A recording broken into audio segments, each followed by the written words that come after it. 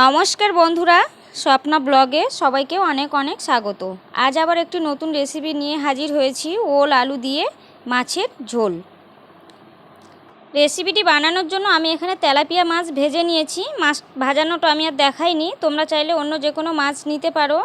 আর এদিকে ওল আমি কেটে নিয়েছি, ওলটাকে এখন একটু নুন দিয়ে হালকা করে আমি সিদ্ধ করে নেব। আর আলু কেটে ধুয়ে পরিষ্কার করে নিয়েছি। এদিকে একটা কড়াই বসিয়ে দিয়েছি, কড়াইতে তেল দিয়ে দিয়েছি, তেলটা গরম হয়ে গেছে। এখন আমি এর মধ্যে দিয়ে দেব সামান্য কালো জিরে।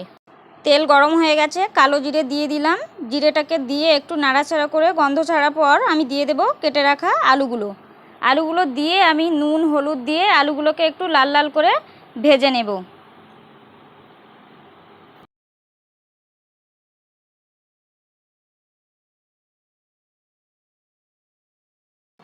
আলুটা আমার ভাজা হয়ে গেছে লাল লাল করে। এখন আমি দিয়ে দেব সিদ্ধ করে রাখা ওলটা দিয়ে একটু ভালো করে ওলটাকে একটু ভাজা ভাজা করে নেব। ওলটা আমার ভাজা ভাজা হয়ে গেছে, ওল আলু একসাথে ভেজে নিয়েছি। এখন আমি দিয়ে দেব পেস্ট করে রাখা পেঁয়াজ, আদা, রসুন আর কাঁচা লঙ্কা। এটা দিয়ে আমি ভালো করে মশলার সাথে কষিয়ে নেব। আমার কষানো হয়ে গেছে, কাঁচা গন্ধ ছেড়ে গেছে। এখন আমি দিয়ে দিচ্ছি টুকরো করে রাখা একটা টমেটো, আর দিয়ে দেব কিছু গুঁড়ো মশলা, শুকনো লঙ্কার গুঁড়ো, ধনে গুঁড়ো আর জিরে গুঁড়ো। আর দিয়ে দেব সামান্য একটু জল দিয়ে আমি মশলাটা ভালো করে তেল ছাড়া পর্যন্ত আমি একটু কষিয়ে নেব।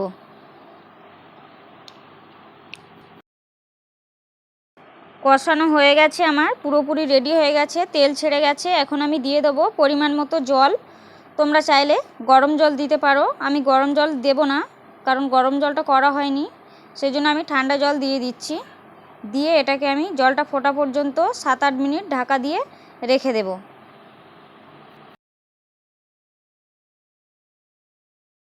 7-8 মিনিট পর আমি ঢাকনাটা খুলেছি, জল ফুটে গেছে। এখন আমি দিয়ে দিচ্ছি ভেজে রাখা মাছগুলো। কিছুটা মাছ আমি দিয়ে দেবো ঝোলের মধ্যে, আর কিছুটা ভাজা মাছ আমি রেখে দেব ভাজা খাওয়ার জন্য। এখন ঢাকা দিয়ে 7-8 মিনিট মতো আরও রান্না করে নেব। তো 7-8 মিনিট পর আমি ঢাকনাটা খুলেছি। আলু এখনও পুরোপুরি সিদ্ধ হয়নি, তো আর একটু নুন টুনগুলো দেখে নিয়ে আমি আরও 5-7 মিনিট এটাকে ঢাকা দিয়ে রান্না করে নেব।